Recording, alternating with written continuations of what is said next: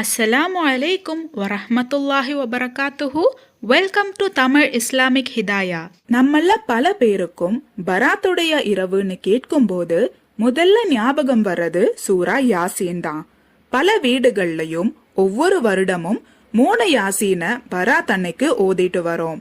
இன்னும் சில வீடுகள்ல ஸ்பெஷலான உணவுகளும் இனிப்புகளும் செஞ்சு அவங்க குடும்பத்தினர்களுக்கு கொடுப்பாங்க.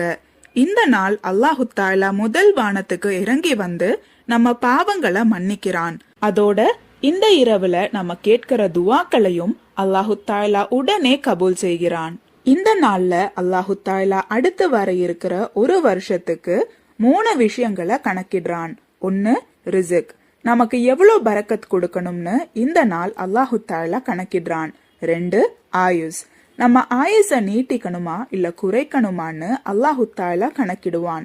3 நம்ம மரணம் எப்படிப்பட்டதா இருக்கணும்னு கணக்கிடுறான். அதனாலதான் இந்த நாள்ல நம்ம 3 யாசீன் ஓதுறோம்.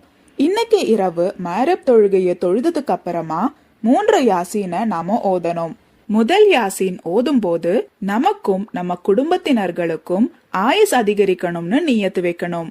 2வது யாசீன் ஓதும் போது நம்ம ரிசுக்ல பரக்கத் அதிகரிக்கணும்னு நியத்து வைக்கணும். 3வது யாசீன் ஓதும் போது நம்ம ஈமானோட மரணிக்கணும்னு நியத்து வைக்கணும். யாசீன் ஓதும் போது மிக முக்கியமான ஒன்ன நீங்க கவனிக்கணும். அது என்னன்னா, இந்த 3 யாசீன் ஓதும் போதும் இடையில தேவையற்ற பேச்சுக்கள்ல ஈடுபடக்கூடாது. அதே போல ஒலு செஞ்சு கிபிலாவை முன்னோக்கி உட்கார்ந்து ஓதணும். யாசீன் ஓதிய பிறகு நேத்த வீடியோல பார்த்த திக்கர்கள் துவாக்களையும் ஓதுங்க.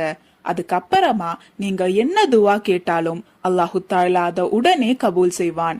பராத்துடைய இரவுல நம்ம துவா கேட்டோம்னா அத அல்லாஹு தாலா நிராகரிக்கவே மாட்டான். இந்த பதிவுல உங்களுக்கு ஏதாவது சந்தேகம் இருந்துச்சுன்னா கமெண்ட் பண்ணுங்க. நீங்க மரணித்த பிறகும் உங்களுக்கு நன்மை வந்து சேர்ந்து கொண்டே இருக்க இன்ஷா அல்லாஹ் இந்த ஒரு வீடியோவை ஜாரியான சதகாவா நினைச்சு உங்க நண்பர்களுக்கும் ஷேர் பண்ணுங்க. அல்லாஹு தாலா நாம் அனைவரின் வாழ்க்கையிலும் ஹைரும் பரக்கத்தும் தந்து அருள் புரிவானாக. ஆமீன்.